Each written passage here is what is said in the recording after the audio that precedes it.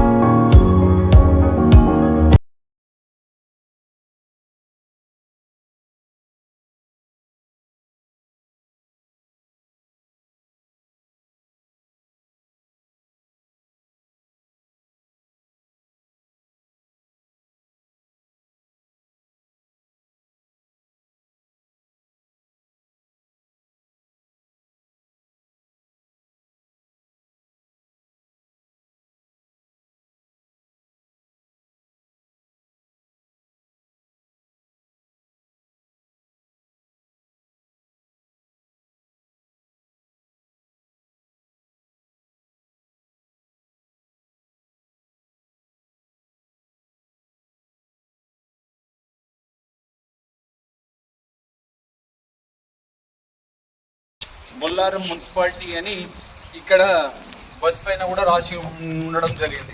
మరి ఇదే చూడండి, ఇది స్వచ్ఛ బొల్లారం అనే విధంగా ఏ విధంగా ఉందో చూడండి. ఇలా మెయింటెనెన్స్ చూడండి, వీళ్ళ ప్రకారం చూడండి. మరి టీడీల కింద డబ్బులు ఎన్నో శాంక్షన్లు చేసుకుంటున్నారు. శాంక్షన్లు చేసిన డబ్బులు మరి ఏ రూపంలో ఖర్చు పెట్టాలో, ఎట్లా ఖర్చు పెట్టాలో అర్థం కాని పరిస్థితిలో ఉన్నారు.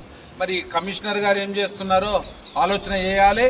ఇదే విధంగా ఇట్లా చేసినట్టయితే కమిషనర్ గారిని ఇక్కడ నుండి చాతగాని పనిచే చాతగాని కమిషనర్ మాకు అవసరం లేదు. మేము పని చేసే చాతనయ్యే కమిషనర్ని పిలుచుకుంటాం, తీసుకుంటాం, పని చేసుకుంటామని చెప్పేసి తెలియజేస్తున్నాను.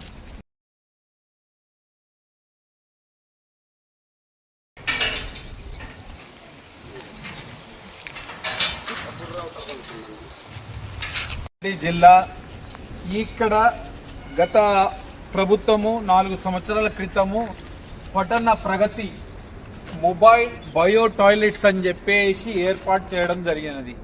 ఈ దాన్ని ఏర్పాటు చేసి 4 సంవత్సరాలు అవుతుంది. ఇది వృధాగా తింపకుండా శ్మశాన వాటికలోని పెట్టి ఈ సొమ్ము మళ్ళీ దానం వృధా చేయడం జరిగినది.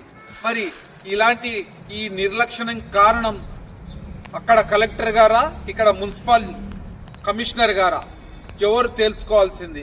మరి ఈ విధంగా ప్రజాస్వామ్యం దుర్వినియోగం చేయడం ఎంత దారుణం, ఎంతో బాధాకరం. మరి ప్రతి వార్డుకైనా కూడా మున్సిపాలిటీలలోని ఖచ్చితంగా మొబైల్స్ వెహికల్స్ ఉండాలి, ఏర్పాటు చేయడం ఉండాలి.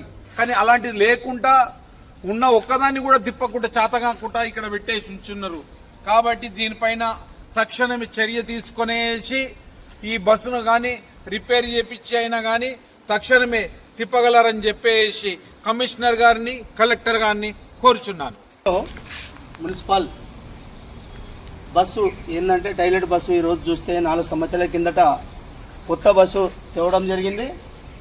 డబ్బులు వృధా చేసి ఈరోజు మషన వాడికలో పెట్టి దీనికి ఒక్క సీటు లేదు, ఒక్క అద్దాలు లేవు, దీంట్లో సామాను ఏమి లేకుండా మొత్తం రాళ్లతో పలగొట్టి గంజాయి ఆ టీంలో ఇక్కడ మషన వాడికల లోపల పెట్టారు, మొత్తం నాశనం చేసి పెట్టారు.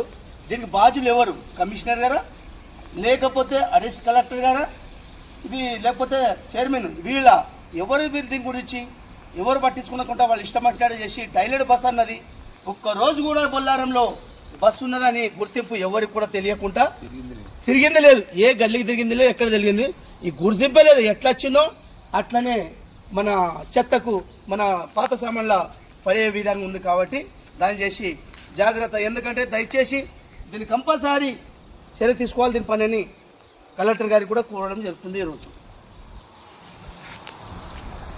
టైలెట్ బస్సు ఈ రోజున చూస్తూ ఉంటే చూడండి, మొత్తం టోటల్లో అద్దాలు లేవు, దీనిపైన ఏమీ లేదు. బొల్లారం టైలెట్ బస్ అన్నది 4 సంవత్సరాల కిందట రావడం జరిగింది బొల్లారంకు. బొల్లారంలో వచ్చినట్టుగా ఎవరికి కూడా తెలియదు. ఇదంతా చూస్తే చాలా విచిత్రంగా ఉన్నది. చూడండి ఒకసారి బస్సు మొత్తం టైలెట్ బస్సు, ఇది ఏమున్నట్టుగా మొత్తం ఏమి లేకుండా ఎక్కడ అద్దాలు యుద్ధాలు మొత్తం పలగొట్టడం జరిగింది. ఈ రోజున చూస్తూ ఉంటే చూడండి, మొత్తం టోటల్లో అద్దాలు లేవు, దీనిపైన ఏమీ లేదు. బొల్లారం టైలెట్ బస్ అన్నది 4 సంవత్సరాల కిందట రావడం జరిగింది బొల్లారంకు. బొల్లారంలో వచ్చినట్టుగా ఎవరికి కూడా తెలియదు. ఇదంతా చూస్తే చాలా విచిత్రంగా ఉన్నది. చూడండి ఒకసారి బస్సు మొత్తం టైలెట్ బస్సు, ఇది ఏమున్నట్టుగా మొత్తం ఏమి లేకుండా ఎక్కడ అద్దాలు యుద్ధాలు మొత్తం పలగొట్టడం జరిగింది. దీనిపైన చెత్త చూడండి ఒకసారి మొత్తం పలగొట్టేసి బస్సు మొత్తం నాశనం చేసడం జరిగింది. ఒక అద్దం లేదు, ఏం లేదు ఈ బస్సు పైన. కాబట్టి దీనిపైన కలెక్టర్ గారు చర్యలు తీసుకోవాలని కోరుతున్నాం. దీనికి బాధ్యులు ఎవరు? దీనికి లేక కమిషనర్ గారా, లేకపోతే అడిషనల్ కలెక్టర్ గారా? ఈ తేవడం ఏంది, మషణ వాడికలో పెట్టడం ఏంది అని చెప్తున్నాం. మీకు ఒక్క అద్దం లేకుండా మొత్తం పలగొట్టడం జరిగింది.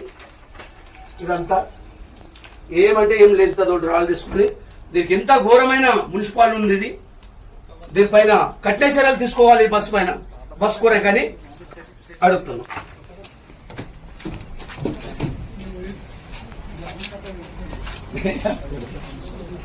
స్వచ్ఛ